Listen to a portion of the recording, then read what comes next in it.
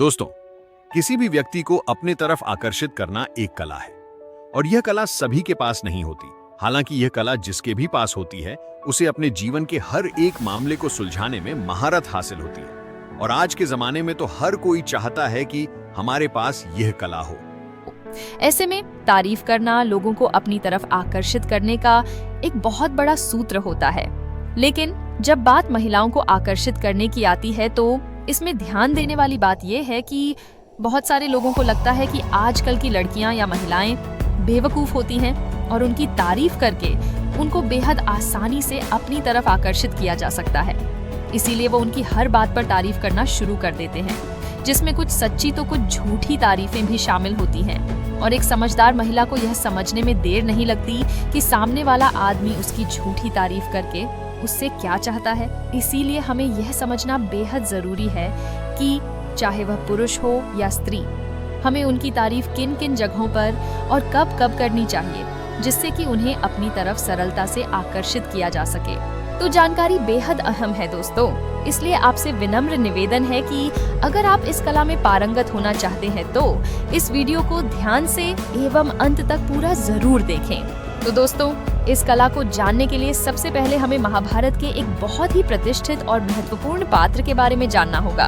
वैसे तो महाभारत के बारे में आपको पता ही होगा, लेकिन फिर भी हम आपकी जानकारी के लिए आपको बता दें कि बाकी महाभारत महाकाव्य में अक्सर योद्धाओं की ही बात होती है, लेकिन एक पात्र ऐसे भी हैं जिनकी प्रशंसा योद्धा होने के कारण नहीं बल्कि कुशल नीतिज्ञ होने के नाते की जाती है। ये पात्र कोई और नहीं, पांडु और धृतराष्ट्र के सौतेले भाई महात्मा विदुर हैं। हालांकि ये किसी रानी के पुत्र नहीं थे, ये एक दासी के पुत्र थे। वे महान ज्ञानी थे, इसलिए उन्हें हस्तिनापुर का प्रधानमंत्री बनाया गया था। धृतराष्ट्र और पितामह भीष्म किसी भी बात पर सलाह और मशवरा विदुर से ही लेते थे। उन्होंने महाभारत के समय जो नीति बताए थे वह आज के समय विदुर नीति के नाम से जानी जाती है, जिसमें करीबन जिंदगी के हर पहलू पर नीतियां बताई गई हैं। इन नीतियों का अनुसरण करने वाला व्यक्ति जीवन में कभी असफल नहीं होता है, वह जीवन को अच्छी तरह से समझने माहिर हो जाता है। इसी तरह विदुर जी ने एक श्लोक में बताया है कि महिलाओं की प्रशंसा कुछ अन्य चीजों के साथ कब और किस स्थिति में करनी चाहिए, जिससे कि वह आसानी से आकर्षित हो जाएं।